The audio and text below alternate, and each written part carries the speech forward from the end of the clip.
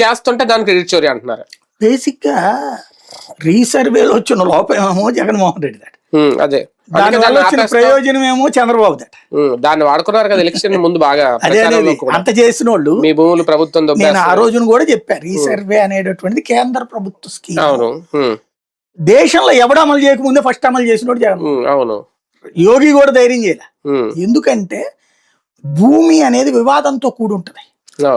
ఇప్పుడు మీరు పూల కొట్టు దగ్గరికి వెళ్ళండి, పూల కొట్టు దగ్గర చిన్న పిల్లల్ని కూర్చోబెడుతుంటారు, మూరలు అమ్మే చోట, విడిపూలు అమ్మే చోట పెద్దోళ్ళు కూర్చుంటారు. ఎందుకని? అట్లాగే పాత రోజుల్లో గొలుసు తాడు కొలత ఉండేది. బ్రిటిష్ టైంలో కొలతలు గొలుసు కొలత, తాడు కొలత. అప్పుడు ఈ మీటర్లు లేవు.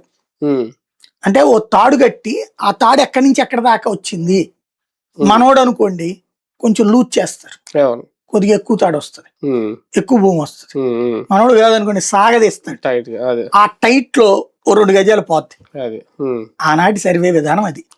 100 సంవత్సరాల క్రితం చేశారు ఆ సర్వే.